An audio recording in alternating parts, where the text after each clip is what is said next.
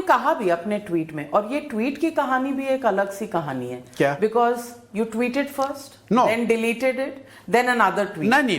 And दोनों में फर्क सिर्फ इतना था, आपने कहा कांग्रेस ने जो मुझे दिया, और उसमें आपने एक वर्ड ऐड किया, उदार, द जेनरस ऑफर। नहीं देखिए, तो क्या आपको लगा you needed to word it better than it. नहीं, ये तो देखिए, जब आप ट्वीट करते हैं, आप मतलब कभी एक ग्रामेटिकल एरर है तो उसको, ग्रामेटिकल तो था नहीं, उसमें सिर्फ वो वर्ड उदार, जेनरस हाँ। कि जो ऑफर उन्होंने दिया मुझे, पहले आपको लगा वो ऑफर था, फिर आपने कहा नहीं थोड़ा सा उसको इज्जत दे देते हैं और जेनरस ऑफर कर। यू आर निट पिकिंग, मतलब no, I am not nit picking. भाई देखिए, you are a political strategist. नहीं and you don't do anything, आप कुछ भी ऐसा नहीं करते जिसमें स्ट्रेटेजी ना हो। नहीं, ऐसा आपको लगता है भाई, जब आपकी डेफिनेशन है, जब आप ट्वीट करते हैं, कभी कोई ग्रामेटिकल एरर हो गया, और जिस ट्वीट की आप जबरदस्ती की बात करें, मेरा ट्वीट अभी पब्लिक डोमेन में है, और पुराना ट्वीट का स्क्रीनशॉट हमने रखा है। बिल्कुल रखिए, आप उसको दिखाइए, उसमें कोई फर्क नहीं है, उसमें ये वर्ड जेनरस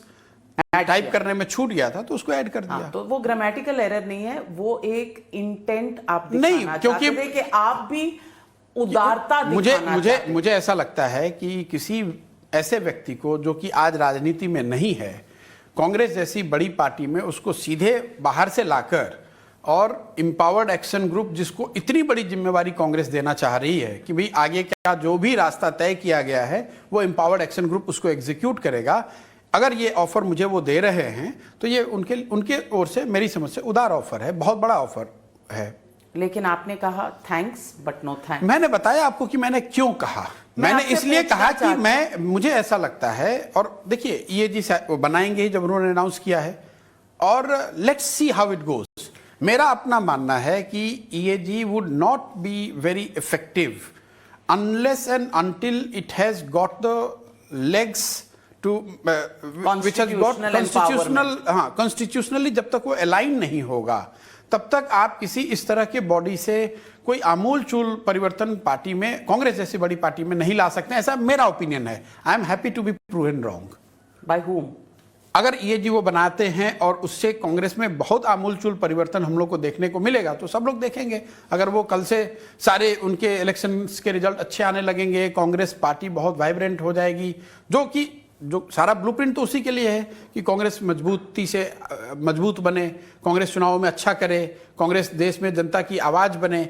इन सारे मानकों पर अगर कांग्रेस EAG बनने के बाद बेहतर करने लगे तो मैं मान लूंगा कि भाई मेरे असेसमेंट में गलती थी, उसमें कोई दिक्कत नहीं है। मुझे ऐसा लगा कि ये इस व्यवस्था से शायद वो नहीं हो पाएगा, तो जिसमें मेरा यकीन ही नहीं है उसमें शामिल होने का क्या मतलब है। इसका कोई पोजीशन से लेना देना नहीं है। उन्होंने जो ऑफर किया ये बहुत बड़ा पोजीशन है। EAG की प्रशांत किशोर जी, आप इतने अरसे से उनसे और नहीं, एक चीज और मैं क्लियर कर रहा हूं, कुछ जगह ये चलाया जा रहा है कि प्रशांत किशोर कांग्रेस प्रेसिडेंट को रिपोर्ट करना चाहते थे।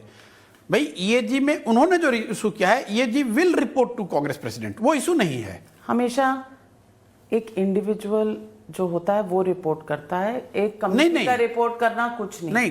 कमेटी में जो लोग EAG के चेयरमैन भी नहीं बनाए गए थे कि आप डायरेक्टली रिपोर्ट नहीं, वो करते। भाई ये आपकी सोच है, कोई ऐसा चेयरमैन का पोस्ट EAG में है नहीं। EAG जितनी बात मुझे समझ में आई उनके बताने के हिसाब से कि ये 4-5 लोगों का एक ग्रुप होगा जिन पर यह जिम्मेवारी होगी कि जो प्लान हम लोगों ने देख लिया और एग्री कर लिया, इसको एग्जीक्यूट करना है। मैं आपको बार बार रिपीट ये कर रहा हूं कि मेरी समझ में, जितना मैं समझ पाया, कि EAG की चूंकि कोई कॉन्स्टिट्यूशनल सैंक्टिटी नहीं होगी तो आगे चलकर कांग्रेस के दूसरे धड़ों से EAG के बीच में खींचतान शुरू हो सकती है। इसलिए मुझे लगा कि मुझे बाहर रहना ही अच्छा है।